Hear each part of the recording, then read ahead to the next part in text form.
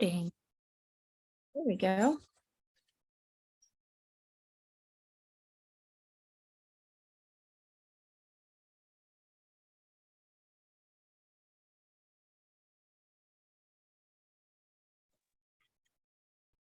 Welcome. Hi, Hey, Chad. how's it going, Janet? Very well. How are you? Good, good, good. Okay, so Chad and Janet, you know each other? Fabulous. Yeah, Yeah, He I'm here. lives I'm in here the to hear town next a little to bit mine. about her story. So, I'm so excited about that. And we've got Betsy joining us. Betsy and I know each other, so I love this. I love this confluence of worlds. So thank you so much for joining us. We have a few more people who are probably going to join us. And so I'm going to wait for Betsy to get on here. And then what I thought we might do is just kind of go around and introduce ourselves.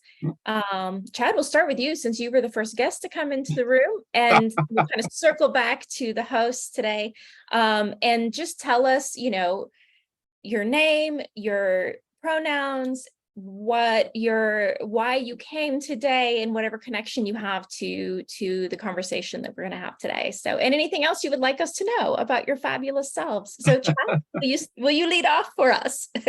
you bet. Chad Priest and Jane and I have met through some mutual acquaintances, and we've had some conversation, but I haven't been able to get the full story of her experience with creating the book and what she's been doing since. And so I'm really here to support her in this effort. Just listen a little bit. I guess. And I've never considered myself a great writer just because I'm kind of a simple, to the point data analyst kind of guy, but I'm very interested to learn more about how this process can work. I love that. So I got to tell you one of the things. So I'm the book midwife. I'll introduce myself in a minute, but I love hearing folks say, I've never really thought about writing a book. And sometimes, not everybody needs to write a book. That's not everybody's calling, but it's always fun when somebody actually says that, because that indicates there is some part of you that's going, but what if I did? And actually, one of the authors I'm currently working with, Katrina, she came to one of our workshops, and she was just showing up basically to support. And in the course of that workshop, she realized that she did have a book in her, and now she has written a book. Wow. It's like amazing. And her book is amazing too. It's called A Million Reasons Why You Can't. It is still in process of revisions, but yeah, so just because you think you don't have a book and you doesn't necessarily mean you don't. Sure. I do have some wild stories. I don't know if it's a full book. Yeah. Well, I mean, she kind of said the same thing. She was like, I'm just a very practical minded person. I just don't have a lot, right? And her book is a very practical book, but it's a beautiful practical book. So I love that. I'm so glad you're here, Chad. Thank you for joining us. Yeah. Betsy, do you want to introduce yourself? We can't hear you. Betsy, we're not hearing you.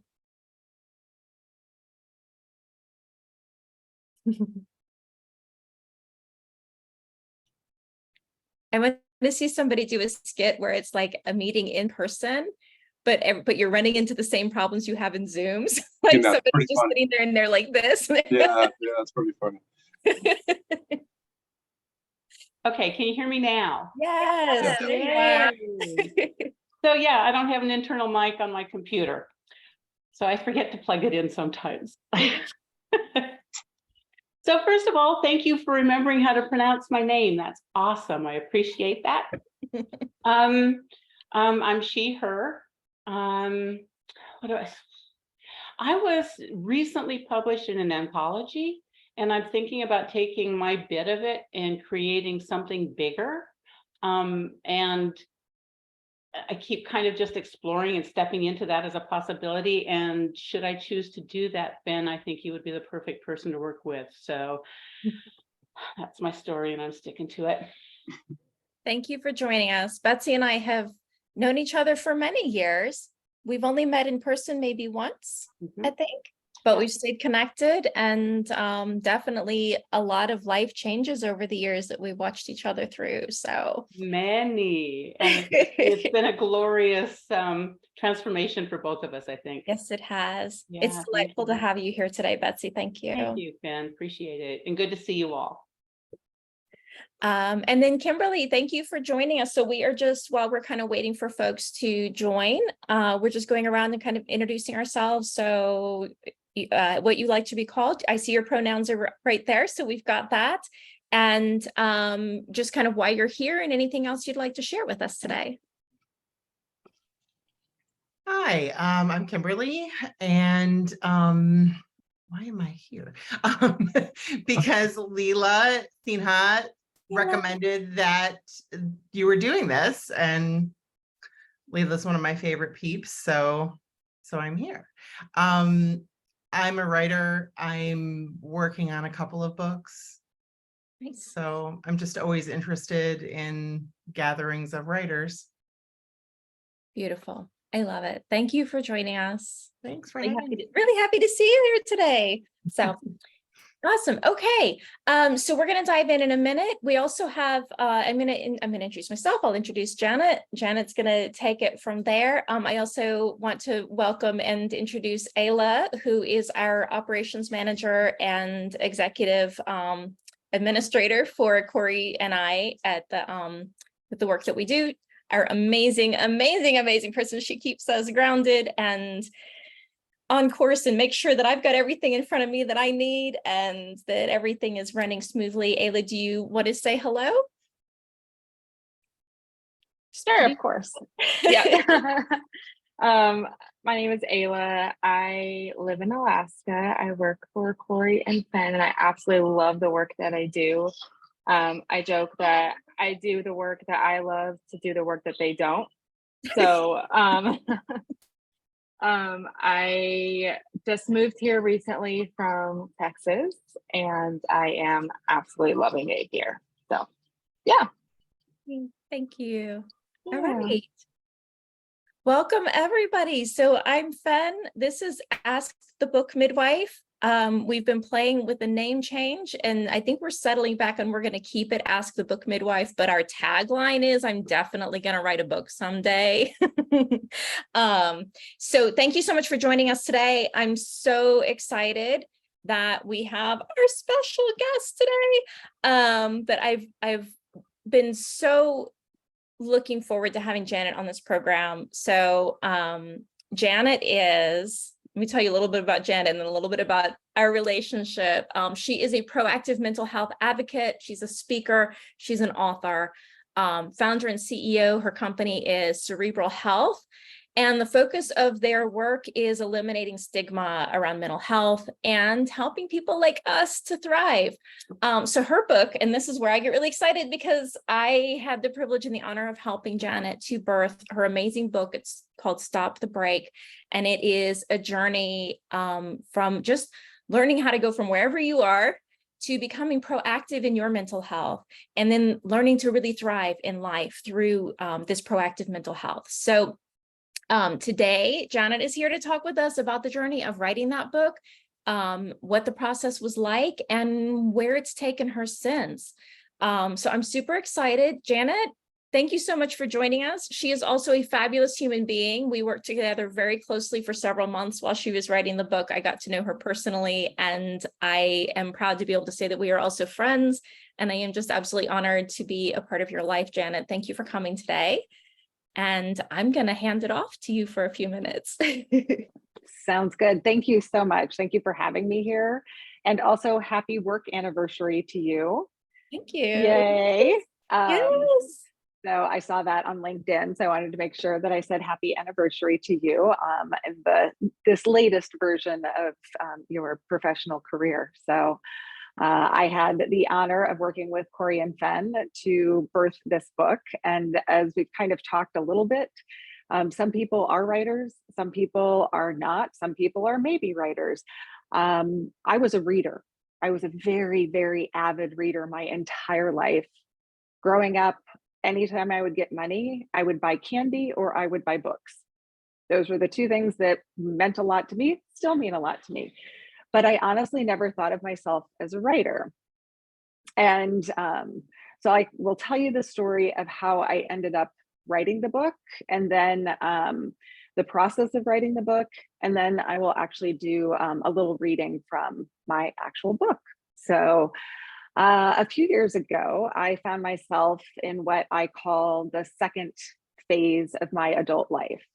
So the first phase of my adult life was when I graduated from college and went into the corporate world.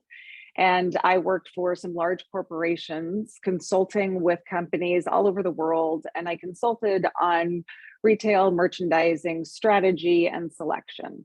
And I am aware that it sounds really sexy, and it was just as sexy as it sounds. So not sexy at all, but I did actually enjoy doing it. And I worked a lot, 60, 70, 80 hours a week. I was very dedicated to the job. And then in my 30s, I met somebody and we got married. And then we had 4 kids in 3 years and 3 months. And that's when that second phase started. And that second phase was being a stay-at-home parent. And I took all of that effort and work that I did in my corporate world job, and I put it into my kids and into my community. And I really dedicated myself to that portion of my life. And then one day, I found out that my husband was having an affair and he wanted a divorce.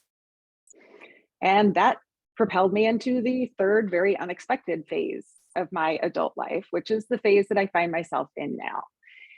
And what happened when I found that out is that it crushed me. It really absolutely crushed me. And I found myself literally on the floor of my closet, hiding underneath my hanging clothes, crying as silently as I possibly could, because I didn't want those 4 kids to find me and say, "Mom, why are you crying?" And I had been through a lot in my life, and I was really, really struggling with this particular event. And it's not like nobody else has ever been through this in the past. Hundreds of thousands. In fact, probably somebody on here has been through a significant event similar to that. You may have been on one side or the other, but it is not an uncommon thing. And yet I couldn't recover, could not eat, I could not sleep. I am almost 5'6" and I was under 100 pounds. And I kept going back to, what is wrong with me? What is it about me that can't figure this out? Because other people have. Other people have recovered from this, but I can't do it. And so I started to research. And I did everything that my research said to do.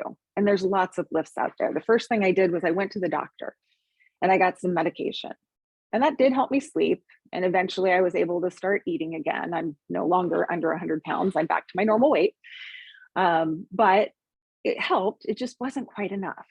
And so I increased the therapy that I was doing. And that helped.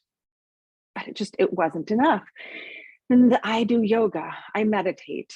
I go outside for walks. I get vitamin D from the sun. I have friends. I would have lunch. I have a dog. I do everything that it said on the web, on the internet, to try and figure out what was wrong and how could I actually get better. But inside, I just still felt absolutely crushed.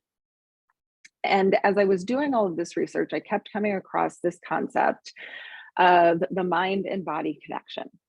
And I'm 52 years old. When this started happening, I was 49, and I had gone 49 years and been like, I don't need to connect my mind and my body. Like, yeah, fine. I mean, there's a link there, but is it really a big thing?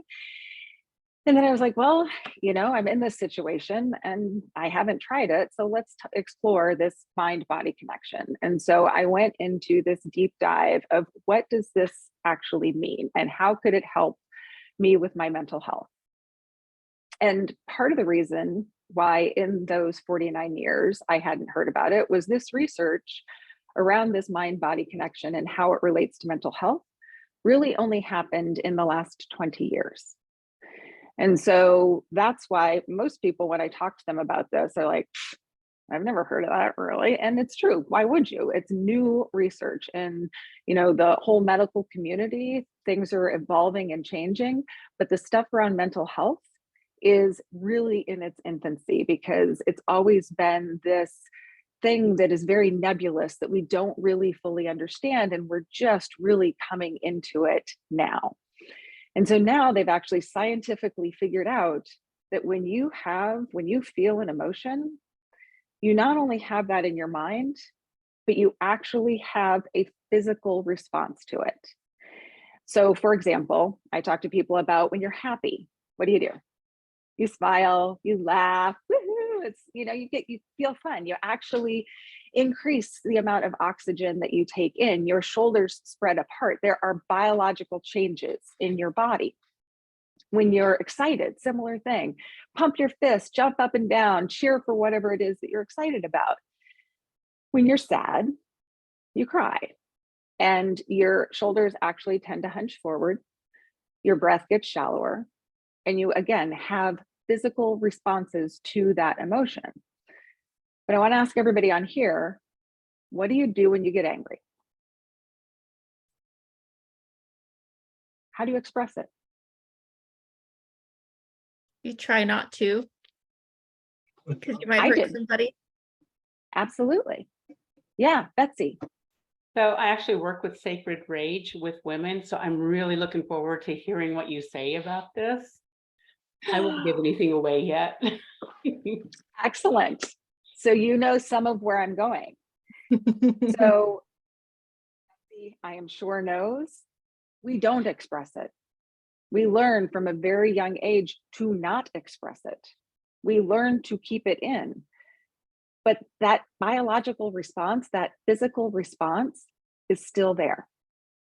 And when you don't actually express it, that emotion doesn't leave your body. It actually stays trapped inside you. And you can deal with a lot of that. You can layer it on for years and years and years and years. In fact, I did for 49 years. So it wasn't the affair and the divorce that broke me. It was not having dealt with all of those emotions, those negative emotions for that long. And finally, I hit that tipping point. Now, what I didn't realize is that before that, I had actually hit that tipping point many times, but they were small breaks where my kids would come to me and I had just had too much and it's, and I yell, I'm like, just go, yeah.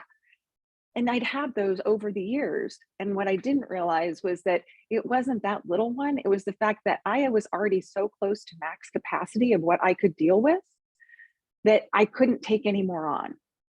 And so when this last event happened, there was no way that I was going to recover until I finally flushed some of that out of my system. And so I took the science, and I tend to be a person that likes data, and I'm not super like touchy-feely. Like I have to know that it's actually going to work for me if I'm going to do something and invest in it. So I used myself as a guinea pig, and I actually started figuring out, how do you do that? How do you actually physically express your emotions? And I worked with a couple of different people and basically figured out that you need to, when you have those emotions, you can't always react in the moment. It's not safe for other people. It's not safe for yourself. So you have to find a safe time and a safe space. And then you have to find an activity. And I'm sure Betsy knows this. Everybody's going to have a different type of activity that works for them. What works for me may not work for you. So I will give some examples in a little bit, but my kids all do this as well. And what works for them is different. Like there's some that I look, I'm like, really? That's your choice? How in the world is that working? Because quite frankly, it's not doing anything for me, but if it works for you, it works for you. So there's not a one size fits all, but you find the activity in the safe time, in the safe space, and then you basically rethink about that event, whatever that emotional event was that happened, think about it and do the activity when you're thinking about it, and actually let your body feel it and release it. Just like if you were laughing with something that made you happy, whatever that negative emotion is, feel it and release it. So I'll give you an example of something that works for me, happens to be boxing. And so I have a punching bag in my basement. I go downstairs, I put on my boxing gloves, and I kind of start to warm up a little bit just to kind of get into it. feel a little bit more. And then I start thinking about what's going on in whatever particular situation is. And then the thing that works for me is I find a phrase that encapsulates that particular emotion, that particular event. And I usually end up yelling it quite loudly. I will keep it PG here, but the one that was frequent for me was "you darn jerk." And I will hit that thing as hard as I possibly can while I scream it, "You darn jerk, you darn jerk." And I just would keep going again and again. My poor dog, she gets really worked up when I get emotional. So she's coming over right now. But I would do that over and over, and it would take 3, maybe 4 minutes. And I would end up on the ground in a puddle of tears, exhausted. And I used to run 7, 8 miles a day. I was in good shape. And I would be absolutely exhausted from a couple of minutes of doing this because that emotional release was so huge. And when I figured that out, I actually realized I needed to do that for that buildup that had been building for decades and release all of that. And when I did, I have to say it was truly life-changing. And I did it for all of the negative emotions. I have different activities that I did, and I won't get into that, but doing that allowed me to really become much more responsive in my dealings with people as opposed to reactive, to just stay much more calm in whatever it was that I was engaging with. And then I needed to figure out, okay, now that you've recovered from this, what are you going to do with your life? And I needed to get a job. But I didn't really want to right then. I didn't know what to do because I didn't want to go back to my 60, 70, 80 hour a week job. So instead, I went back to school. And when I went back to school, I got a degree in organizational psychology. And as I was going through it, I had an internship and I had to write a thesis. And I'll make a very long story a little bit shorter. It basically all tied together with the work that I had done on myself.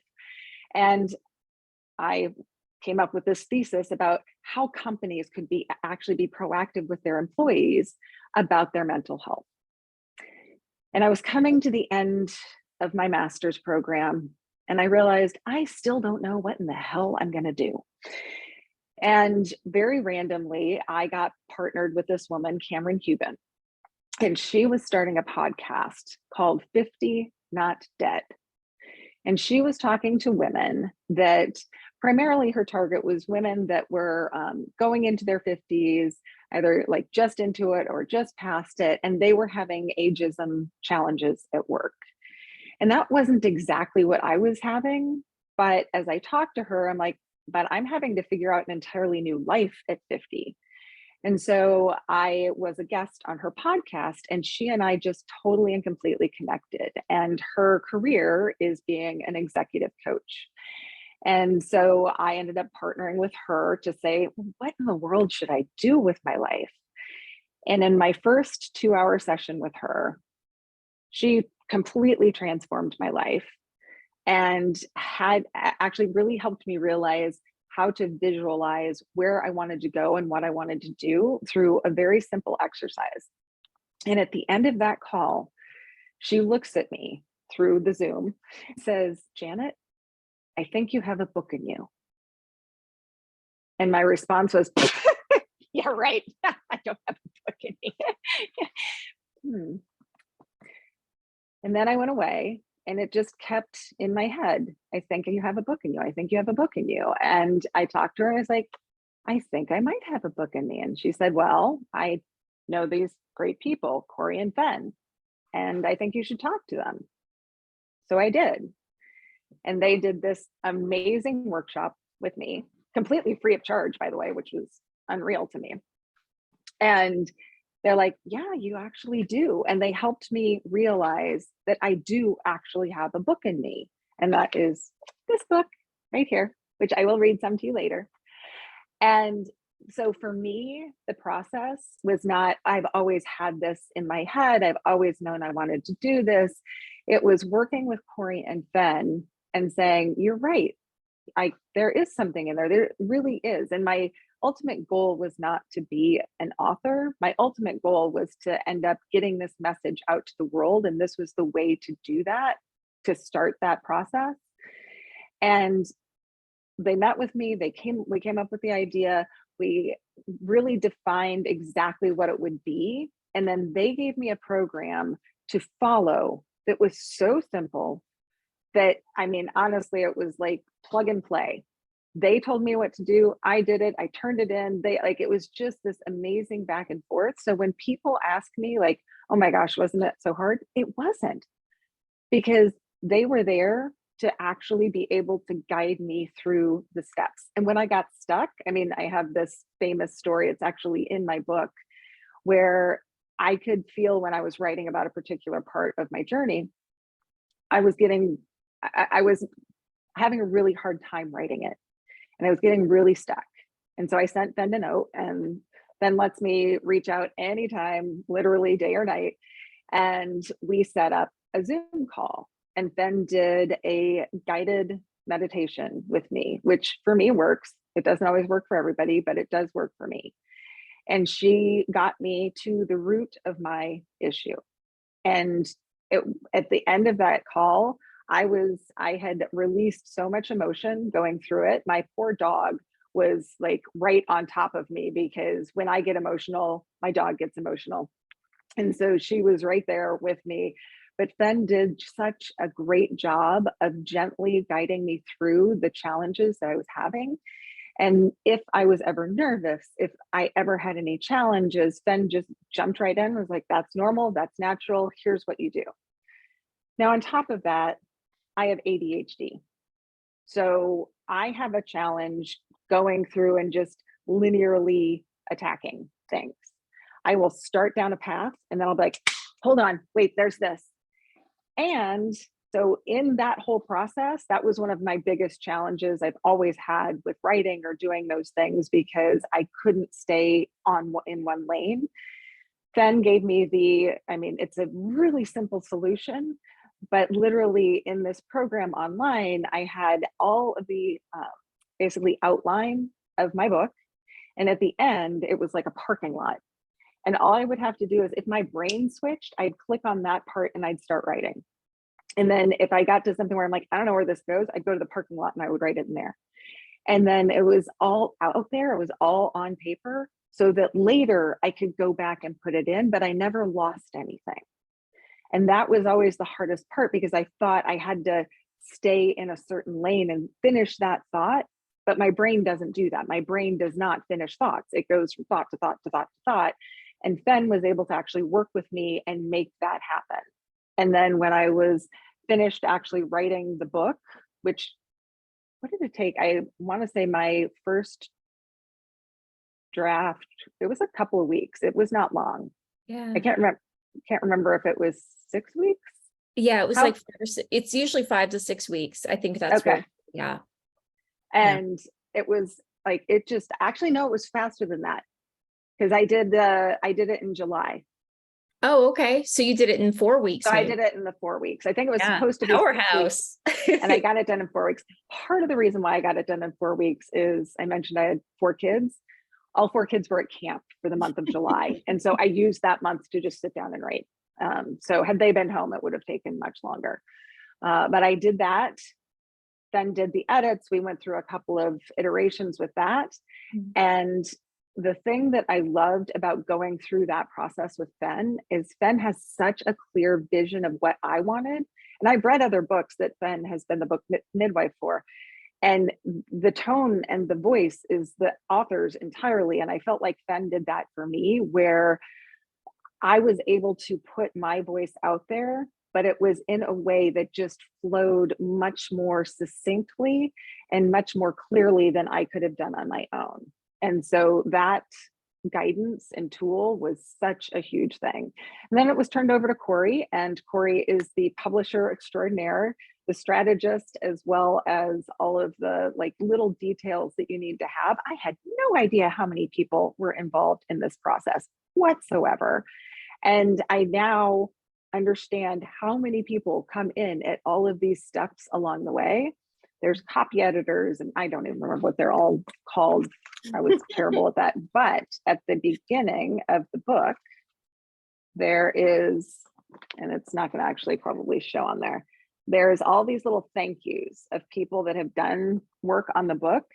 And I always used to just skip over that.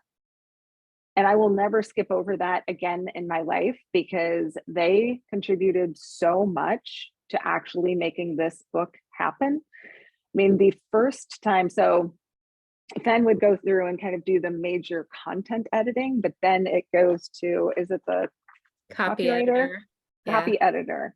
Oh yeah, James. So the copy Yeah. editor.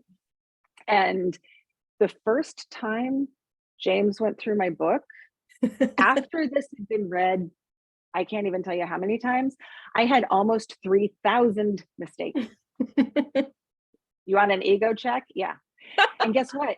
Then went through it again and found more mistakes. And then when you're done with all of that, you send it to the proofreader, and then the proofreader finds even more mistakes. It's one of those that you're like, God, I did not realize how crappy I am at actually doing this. So that was the process that got me through to writing this book and putting it out there.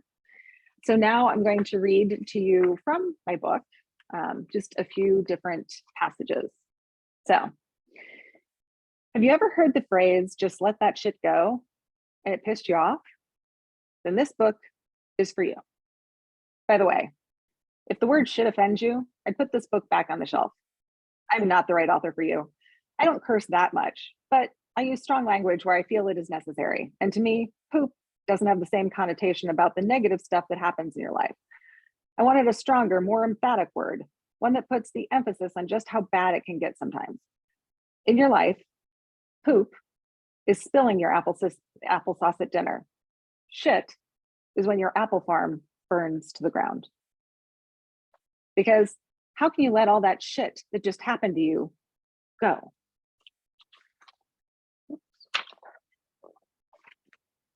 Growing up, I had 2 older brothers, and like all older siblings, my brothers loved to torment me. Whenever it got to be too much, I would ask my mom to help me out. In my head, it was like a scene from Cops. What was I going to do when the bad boys came for me? I was prepped and ready to go, but then they came running, and I recognized I needed backup. Not friend-size backup. Nope. I had to call in the big guns. My mom, the cop. Mom, the boys are picking on me again, I would say to her, running into the kitchen. If you ignore them, they will stop, she would respond. The teasing and torment didn't stop. Brothers, am I right? But I stopped asking my mom to help me. Her backup was always the same advice, and the result was always the same. I ignored them, but they didn't ignore me. Maybe if I was able to show no reaction for longer, my brothers would have actually stopped. But I couldn't ignore them for very long because they knew how to push my buttons, and I didn't know how to control my reactions. At 5, all I knew was that I couldn't do what my mom had told me to do. I had failed. When I went to kindergarten, the pattern repeated. There were 2 popular girls, and they didn't like me. They had all the right clothes, while I had hand-me-downs and home-sewn clothes. They had salon haircuts, while my mom cut mine at home. They went to the right preschool. Well, I didn't even know there was a right preschool. I was super shy and smiled to hide how nervous I was. They laughed at me and never included me in anything they did. They tormented me all through elementary school and made my life hell. By 6th grade, they had a hate book about me. I know because my best friend was invited to a sleepover where they showed it to her. When she told me about it, I realized this was my chance. I could finally understand what I did wrong, what was so horrible about me that it demanded a hate book be written. So I asked, what do they hate about me? She responded, you smile all the time and you're nice. They think nobody can actually be that nice. Wait, what? I smile and I'm nice. That's bad. Are you kidding me? I went to church every week, and the entire message that was repeatedly forced into my head was, be nice. I was so confused. I tried to be nice and kind to everyone, and somehow that made them not like me. What the hell? I couldn't do what my mom told me to do, and I couldn't get the advice from my church right either. I had failed. I had failed at being the right level of nice. When I asked my mom for help, she said, just ignore them. You have other friends. Man, I wanted to be able to ignore them. I wanted to not care, but I did care. I felt so alone and so sad. I knew my mom wouldn't have let it bother her. She was so strong and had so much restraint and willpower. She was gorgeous, funny, and smart. I wanted to be just like her. So I never told her about how I desperately wanted them to like me, because I knew something was wrong with me for wanting people to like me who didn't. I had other friends. Why wasn't that enough? My mom never worried about that stuff. She was better than I was. So I pushed those feelings down. I thought if I just ignored the feelings, I could be like her. I would be pretty, funny, and smart. But it wasn't working. In fact, it got worse. Do you remember Transformers? More than meets the eye? This next part is kind of like that. Sometimes other people's lives are more than meets the eye. I learned early that I should ignore the bad things in life, because then they just go away, right? I learned that I should be nice to people and then life would be good, right? Right? But I was sexually abused in elementary school. How could that be right?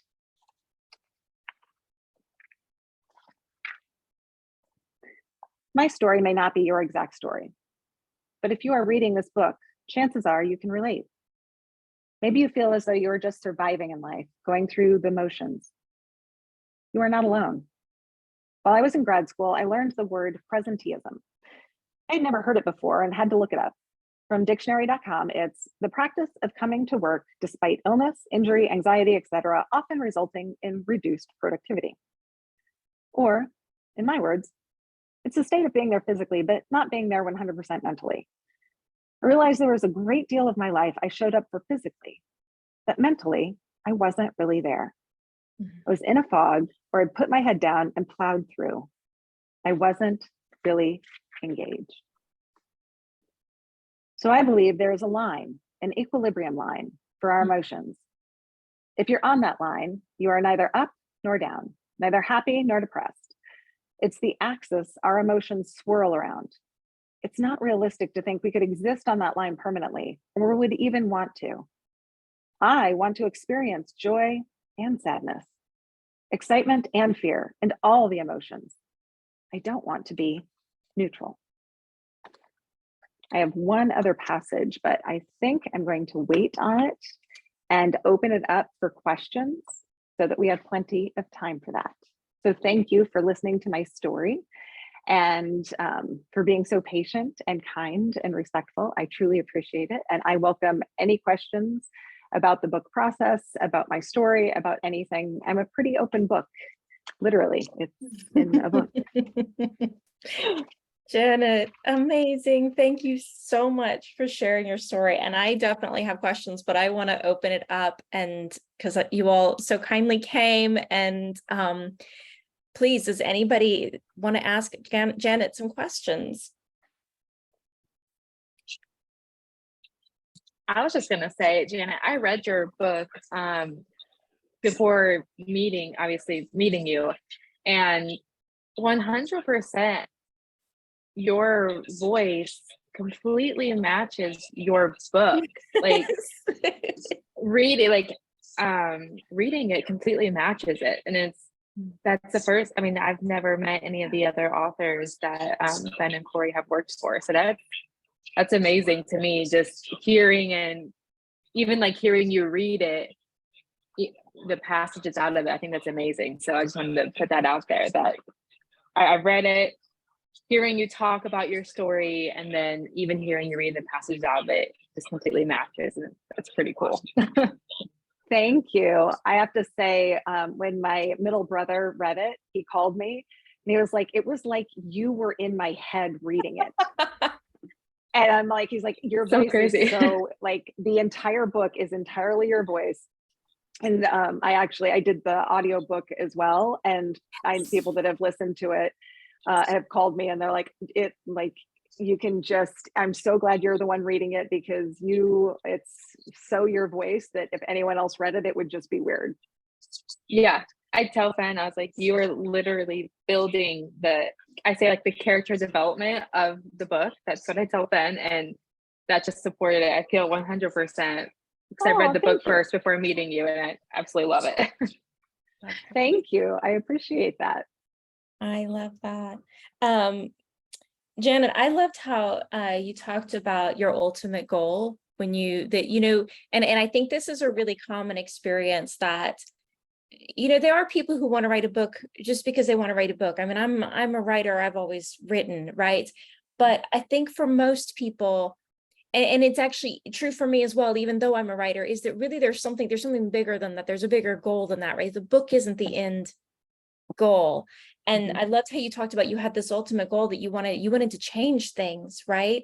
And one of the things that we talked about really early on, and it's in your book as well toward the end, is the idea that this could be systemic, right? So there's a lot we can do for ourselves proactively for our mental health. And I've applied so much of what I learned. And this is one of the beauties of the work that I do, is I get to meet these authors and work with their work, and then I learn from them. I'm so inspired by them. I've applied so much of what's in there. Betsy, you mentioned Sacred Rage earlier, and I unfortunately lost the internet and missed some of what you said, but that's definitely been a part of my journey, is learning to express the anger that I was trained to stuff down, right? And so all this, but then you talk about there's an opportunity systemically for organizations, for companies to get ahead of mental health for their employees. And when you talk about presenteeism from that passage that you read, it's a real problem if people are showing up to work and they're not engaged, they're not involved because of whatever's going on at home, because they're depressed, because they're struggling, right? And there's an opportunity for companies to benefit the company, but also change the way that we approach mental health. So I wonder if you could talk more about that side of things. Sure, I would love to, because that is definitely my passion.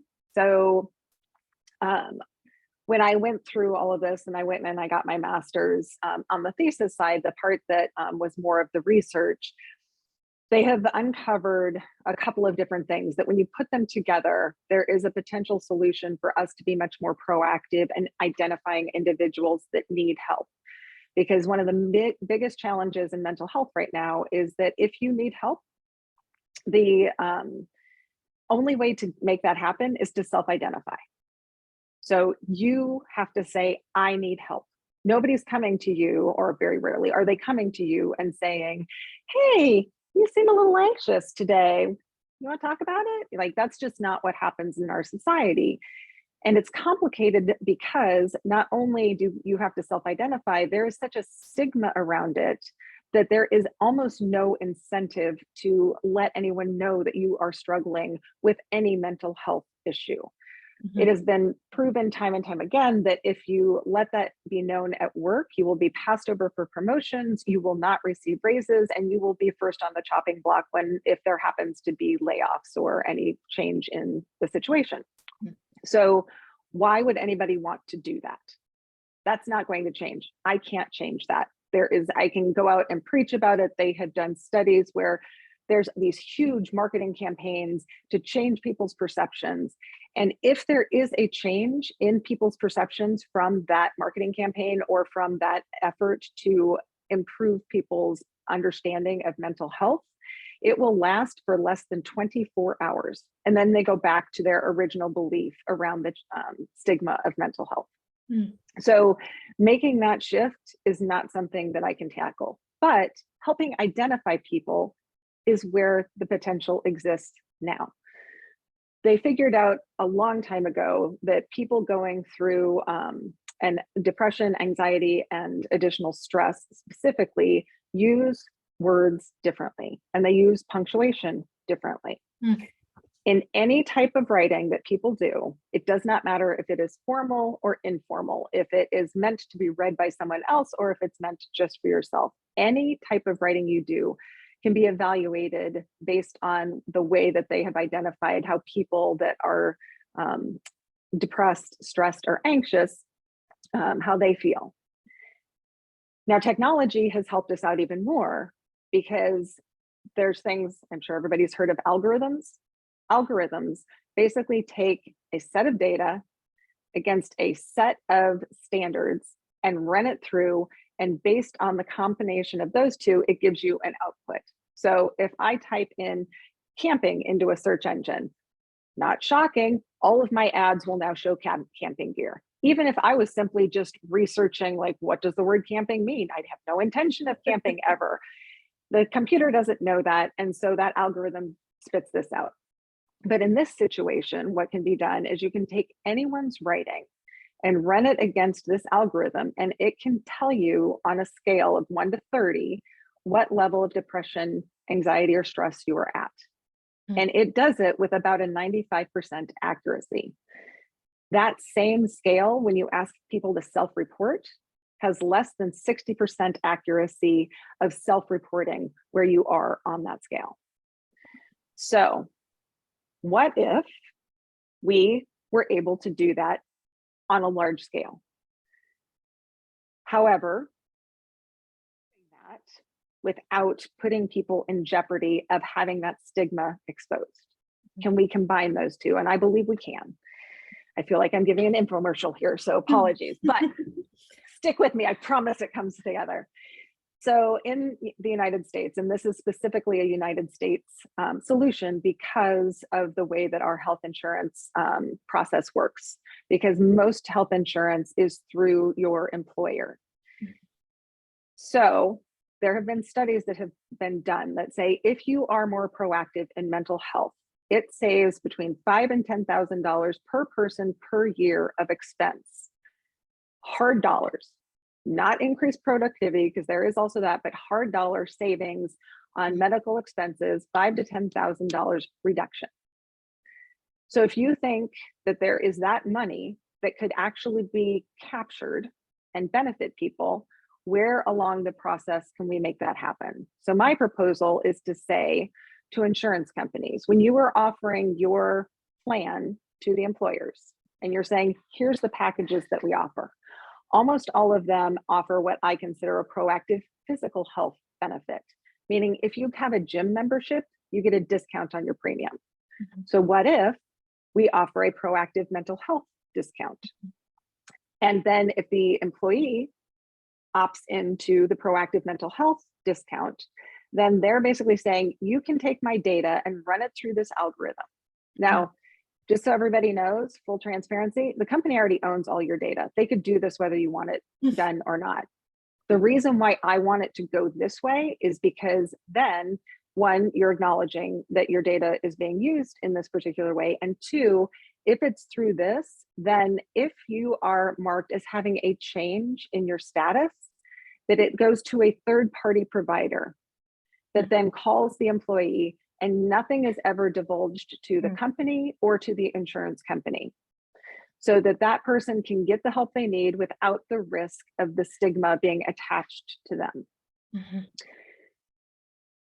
When I went through this with a couple of people at a large insurance company, I gave them the example. If you say we're saving approximately $5,000 per employee, the insurance company could actually take $3,000 of that benefit, say to the employer, we'll give you this particular plan for $2,000 less per person per year. The employer can then say to the employee, hey, your premium is going to be $20 lower a month. So everybody can benefit.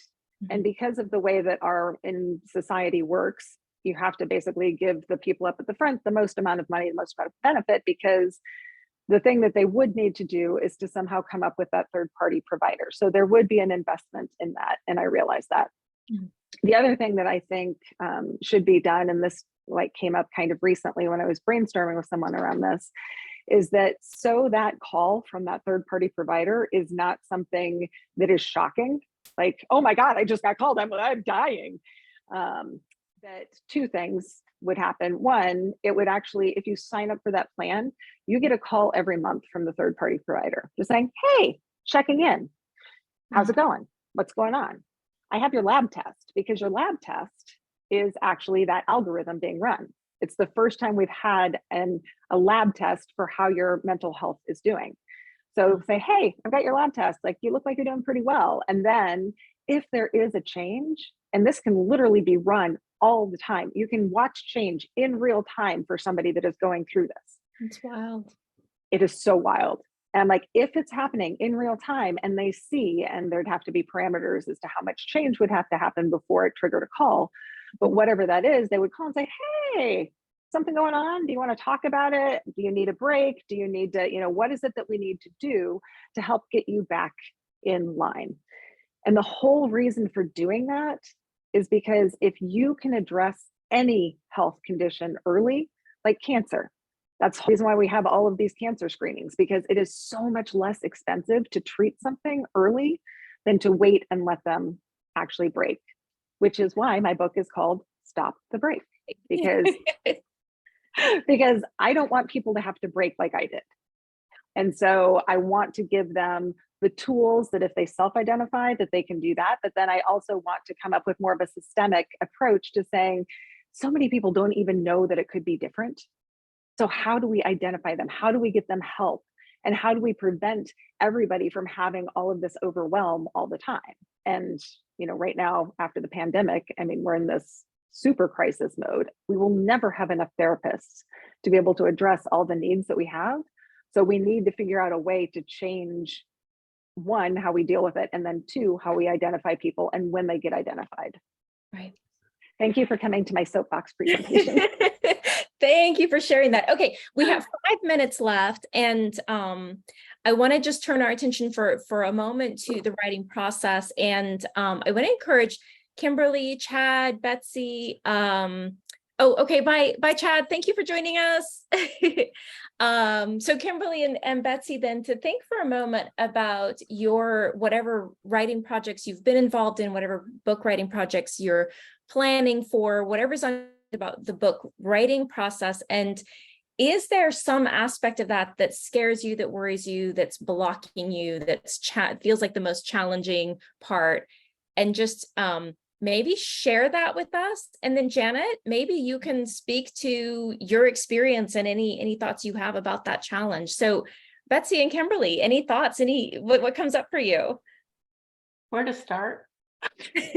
Where to start? Where to start? So with this chapter that I wrote for this anthology, it feels like a start, but then I don't know where to go from there. So that's a big part of it.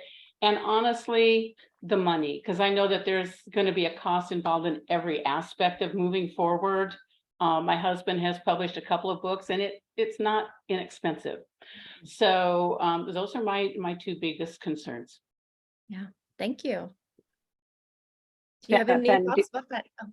Yeah, I would be happy to jump in. So to me, the starting part, the way that I got over that, because I think I felt the exact same way, was going through that workshop with Fen and Corey. And I'm sorry, I cannot remember all of the terms of what I had to go through and had to define, but basically it was like I had to come up with this statement of who my audience was and what it was that I wanted to accomplish. And it really focused me on what I wanted to get to at the end. And then the next step after that was we took that and said, okay, well, what is it like? Give us the framework of what you want to talk about. And similar to what I did here today, I literally, I don't remember how long it was, but it was at least an hour. I just verbally dumped. It was, as we call it, verbal vomit. And I put it out there. And Fen was able to be like, okay, I see exactly where you're going. Let's talk about putting it into these buckets. So for me, it was that partnership with Fen and Corey that really allowed me to then get going, because it was all this jumbled mess in my head. And I'm like, I don't know what to do with this. And so putting it out there verbally for me, and then having them basically see it and take this, okay, let's step up, come up to the 100,000 foot view. Here's what you're trying to accomplish. And I was like, oh. And so when we did that, literally that's when I started writing. And 4 weeks later, my whole first draft was done. And, but it had been, it was one of those that was just like, oh gosh, I don't know where to start, what to do. And I had been writing papers in grad school, but that was so much easier because there was always a point to the paper. Yes. The professor gave me that point. And that's what Fen did for me, was like, okay, here's your point. Here's what you're going for. Now get there. And I was like, oh, how simple. And the money, yeah, I mean, it costs money. And I don't know like what the spectrum is of investments in different types of things, but it does cost. For me, it was totally and completely worth it, because had I not worked with them and had not made that investment, I would have never gotten this out there. And it has opened so many doors for me and allows me to go and have these conversations and gives me the credibility to be like, well, I wrote a book on this. And so when people see it, they're like, oh, okay. And then they're willing to discuss that, you know, my whole grand scheme of changing the world. People are willing to discuss that with me. And it's not quite Ren and Stimpy where I'm, you know, trying to take over the world again. Hopefully anybody gets that reference. Yeah, I love that, Janet. And I love that you called out that workshop, because that really is, that's the whole purpose of that workshop, right? And Betsy and Kimberly, if you're interested too, some of the future Ask the Book Midwife events will be a group workshop. So you can come to that, do the brain dump, and we'll get you there. And it's the who, and it's the what, and it's the why. And that why is really important. It's that through line. And so Betsy, to just add on about the money, yeah, there's a whole like range of investments depending on how much of it you're going to do self-serve and what routes you go. The whole program with me and Corey is $30,000. I realize that's a large investment. And then there's chunks of that sometimes get separated out in various ways. But what I was going to say about that investment, some of the things to keep in mind, one is we always encourage, and this is part of that workshop too, is that first book. So if you're working on a number of books, let that first book be the one that forms as the platform and the launching off spot for whatever you want to do next. So this is why that why matters. So there's the big why. There's the I want to see mental health changed in this country so that it's more proactive systemically, right? That's the big why. This is the big vision. And then there's the personal why. And for Janet, correct me if I'm wrong, but I believe is I want to be a keynote speaker on mental health topics. So there's this, what is your career goal? Sometimes, when Max did his book, his goal was to charge more for his services and reach more people, right? So what's the book that's going to get you to whatever that is? And so with the financial side, there's two angles to that. There's one, how do I justify the investment? That you justify it by ensuring that the book that you're writing is going to give you the return you need, right? How am I actually going to afford it is a different question, right? And very often what we've seen a lot of folks do is you don't have to actually have the book complete to start using it to start making sales. So if you're a consultant, a coach, a speaker, etc., or to start making connections with people. So we encourage people to, once you have your book foundation, which is what Janet was talking about in that workshop, once you have your book foundation, you can reach out to people and say, I'm writing a book, because you are writing a book. You can say, I am writing a book about X, and I would love to hear your insights on that topic. Or I would love to, and then you've got this in. People love to talk to somebody who's writing a book because they might get quoted in it. And it even just the fact that you're writing it gives you this new level of authority with people. So one way that some of the folks, when they're consultants, coaches, and whatever, if they've decided they want to work with our program, or whether they're going to go, find the bits and pieces to make it happen. Otherwise, that's one way that you start sort of accumulating the resources to be able to afford it. And we definitely encourage that everybody start with that book foundation. Know who you're writing for, what you're writing about, and why you're writing it on those two levels, big picture and your personal, goal for yourself from the book. So did that help?